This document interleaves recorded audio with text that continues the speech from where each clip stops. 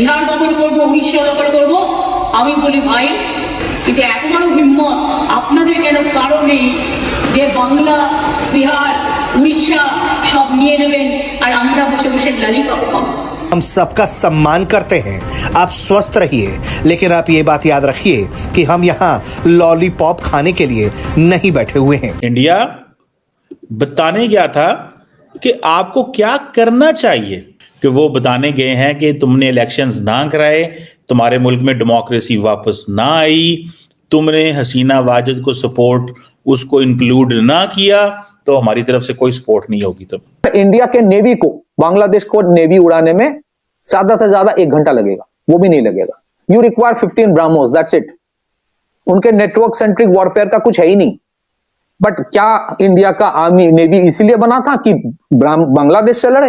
बांग्लादेश को अब बर्बाद होने से कोई नहीं रोक सकता। बांग्लादेश ने कसम खा रखी है कि वो कंगलादेश बन के रहेगा। जैसे बांग्लादेश वाले स्टेप्स ले रहे हैं, ये बांग्लादेश को कंगलादेश बनाने के सफर पे लेके चले गए हैं। अच्छा, कोई भी मसला होता है उसको इंडिया के साथ अटैच कर देते हैं। पहले शेख हसीना, अभी बांग्लादेश में ये चल रहा है, सुबह प्रोटेस्ट होता है, दोपहर को वीसा के लिए फॉर्म भरते हैं फिर से कि ताकि किसी तरह इंडिया में वीसा मिल जाए हेल्थ की चेकअप के लिए, और रात को चिल्लाता है कि भाई इंडिया में वीसा क्यों नहीं मिल रहा है, क्योंकि मुझे यूरोप के लिए जो स्टूडेंट वीसा होता है उसके लिए इंडिया से अप्लाई करना होता है। इंडिया के बड़ापन देखिए कि आज भी वो जो फूड कमोडिटीज हैं या फिर मेडिकल वीजाज है वो उनको दे रहा है। अब बार बार, क्योंकि जब भी बांग्लादेश के अंदर प्रोटेस्ट होता है, ये बंगाली क्या करते हैं, इंडिया की इन्वेस्टमेंट को नुकसान पहुंचाने की कोशिश करते हैं। जो हिंदू नजर आते हैं, हिंदुओं को नुकसान पहुंचाने की कोशिश करते हैं। नमस्कार दोस्तों आप सबको याद होगा 2 दिन पहले ही बांग्लादेश के एक्स आर्मी ऑफिशियल्स ने भारत को धमकी दी है कि अगर वे चाहे तो कुछ दिनों में ही भारत से उड़ीसा, बिहार, वेस्ट बंगाल तीनों को छीन कर अपना कब्जा कर सकते हैं। तो दोस्तों इस पर अब वेस्ट बंगाल के चीफ मिनिस्टर ममता बनर्जी ने एक बड़ा बयान दिया है, और ये बयान ममता बनर्जी ने वेस्ट बंगाल के सांसद में खड़े होकर कहा है, जिसमें उन्होंने कहा कि अगर तुम इस तरह से भारत पर एग्रेशन करोगे और भारत को कब्जाने आओगे तो हम कोई लॉलीपॉप खा के नहीं रहेंगे, हम भी इसी तरह से बड़ा एक्शन लेंगे जिससे बांग्लादेश पूरी तरह से नक्शे में मिट जाए। जैसे कि दोस्तों आप सब जानते होंगे इस वक्त जो सिचुएशन चल रही है, भारत इस वक्त बस इंतज़ार कर रहा है कि बांग्लादेश भारत के खिलाफ कोई भी ऑफिशियल एक्शन ले, जिस पर जवाब देते हुए भारत बांग्लादेश को सबक सिखा सकता है। तो चलिए इसी पर आगे पाकिस्तानी मीडिया का रिएक्शन देखते हैं।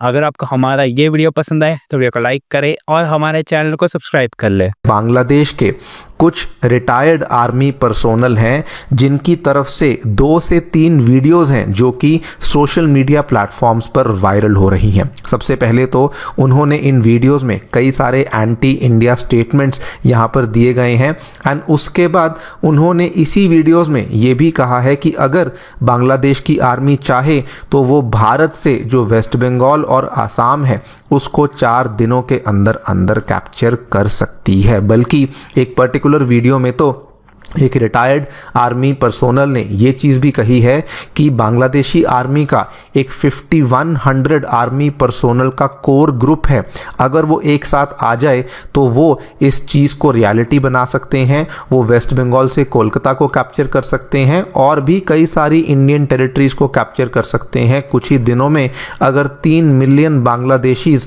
उनको इस मिशन पे यहाँ पे ज्वाइन कर लें। बल्कि एक और वीडियो यहाँ पे सामने आई है जिसमें कि एक एक्स बांग्लादेशी आर्मी ऑफिसर ने कहा है कि उनकी आर्मी बेटर ट्रेंड है, बैटल रेडी है, जिससे कि वो अपने नेशन को डिफेंड कर सकती है और भारत को एक सबक भी सिखा सकती है। नाउ आप ये सोचेंगे कि ये सारे के सारे स्टेटमेंट्स बांग्लादेशी आर्मी के एक्स अधिकारियों के द्वारा दिए गए हैं, तो इनके कोई मायने नहीं है। देखिए ये वैसे तो अगर आप देखें तो फॉर्मली यस इस चीज़ के कोई मायने यहाँ पर नहीं है, लेकिन अगर बांग्लादेश के एक्स रिटायर्ड आर्मी पर्सोनल इस तरह के स्टेटमेंट्स यहाँ पे दे रहे हैं, ये क्लियरली दिखाता है कि वहाँ पर ओवरऑल एटमॉस्फेयर क्या है, ओवरऑल इंडिया को लेके सेंटिमेंट्स क्या हैं, एंड कितने ज़्यादा strong anti India views Bangladeshi army के अंदर हमें देखने को मिल रहे हैं। ये इस चीज़ को यहाँ पे डेफिनेटली दर्शाता है। एंड जैसे ही ये वाले स्टेटमेंट्स दोस्तों सामने पेश किए गए, इमीडिएटली हमारी जो वेस्ट बंगाल की मुख्यमंत्री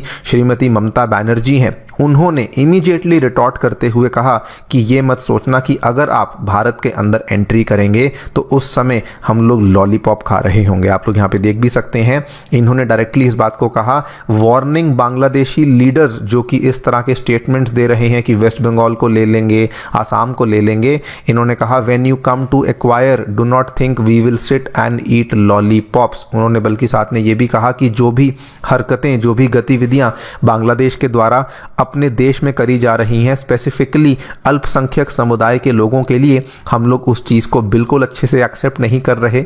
बहुत सारे लोग हैं जो कि वहाँ पर मिसक्रिएंट्स हैं, जो कि इन चीज़ों को इंस्टिगेट कर रहे हैं। हमें इस तरह का माहौल बांग्लादेश में बिल्कुल नहीं चाहिए। और इवन इन्होंने बांग्लादेश की मीडिया को भी टारगेट करते हुए कहा कि जो भी काम आप लोग वहाँ पर कर रहे हैं, हम लोग उस चीज़ को लेकर भी यहाँ पर बिल्कुल भी उस चीज़ को एक्सेप्ट नहीं करते हैं। आपको दोस्तों याद करवा दूँ, ये पहली बार नहीं हुआ है कि वेस्ट बंगाल को लेकर इस तरह का स्टेटमेंट बांग्लादेश की तरफ से दिया गया हो। आज से 2-2.5 महीने पहले की बात है, यूनुस गवर्नमेंट जब वो सत्ता में आई थी तो उन्होंने एक रैडिकल इस्लामिस्ट को यहाँ पर बरी कर दिया था। और ये वाला जो इंसान है, जैसे ही ये जेल से छूटा, ये जो इंसान है ये अंसारुल्लाह बांग्ला टीम को बिलोंग करता है, जशीमुद्दीन रहमानी।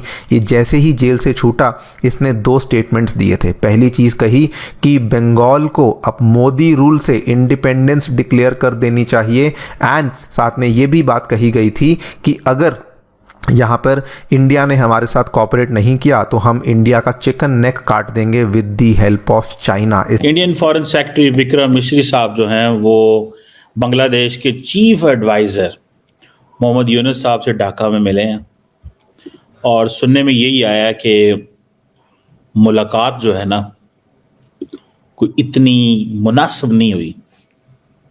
इंडिया ने माइनॉरिटीज़ के हवाले से बात की, बांग्लादेश ने कहा ये हमारा इंटरनल मसला है।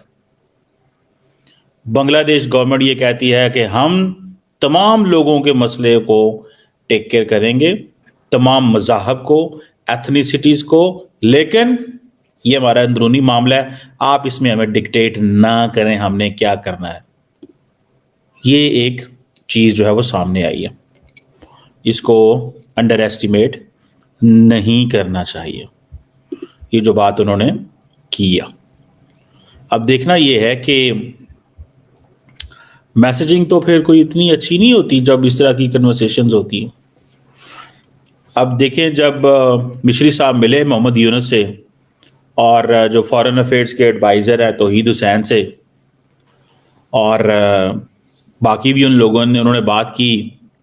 इन मीटिंग्स में इंडिया ने कहा जी कि हम एक democratic, stable, peaceful, progressive, inclusive Bangladesh को सपोर्ट करते हैं। इट मीन्स कि if Bangladesh is not democratic, it means कि अगर तुम लोग बैठे रहे तो हम तुम्हें नहीं मानेंगे ज्यादा देर के बाद। समझ आ गई? ये मिश्री साहब की बातें आपको बता रहा हूं।